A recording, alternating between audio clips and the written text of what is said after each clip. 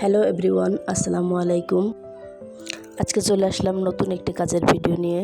আশা করছি আপনাদের কাছে কাজটি ভালো লাগবে।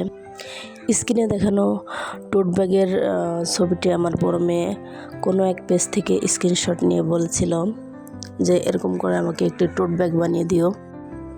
তো তার কথা অনুযায়ী ব্যাগটি বানিয়ে রেখেছি অনেক দিন, কিন্তু হাতের কাজটা করার মতো সময় হয়ে ওঠে না। তো মনে করলাম আজ ব্যাগটার কাজ করেই দিই। আসলে কোনো একটা কাজ শুরু করলে সে কাজটা যেভাবে হোক শেষ হয়েই যায়, আর যদি না করা হয় তাহলে দেখা যাচ্ছে যে পড়েই থাকে, কিন্তু সে কাজটা করা হয় না। তো দেখতেই পাচ্ছেন ফুলের যে পাপড়িগুলো আছে সেগুলো আমি শার্টিং স্টিচ দিয়ে করেছি, আর মাঝখানের যে অংশটা ওটা আমি ফ্রেঞ্চ নট দিয়ে করে নিচ্ছি।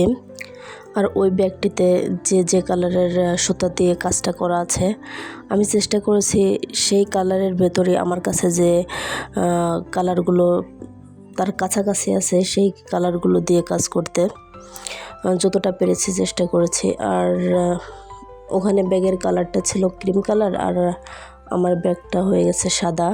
কারণ হচ্ছে আমি যখন কাপড় কিনতে গেছি তখন ক্রিম কালারের কাপড়টা আমি পাইনি, যার কারণে সাদা দিয়ে আমাকে কাজটা করতে হয়েছে। তো কমেন্টের মাধ্যমে আপনারা জানাবেন ব্যাগটি কেমন হয়েছে। নতুন নতুন কাজ করতে আমার বরাবরই খুবই ভালো লাগে। আপনাদের সাথে কথা বলতে বলতে কাজটা আমার শেষ করা হয়ে গেছে। আর অনেক টোট ব্যাগের দেখেছি যে মাঝখানে চেন দেওয়া থাকে। আসলে ব্যাগটা বানানোর সময় আমার খেয়ালই ছিল না যে মাঝখানে সিকিউর করার জন্য চেন দিতে হবে, যার কারণে আমি পরে যে এখানে বোতাম দিয়ে একটা সিকিউর করার ব্যবস্থা করে দিয়েছি। তো খারাপ না, ভালোই লাগছে দেখতে। আর আপনাদের কাছে ব্যাগটি কেমন লেগেছে অবশ্যই কমেন্টের মাধ্যমে জানাবেন, জানলে আমারও ভালো লাগবে। আজকের মতো এখানেই বিদায় নিচ্ছি। আসসালামু আলাইকুম।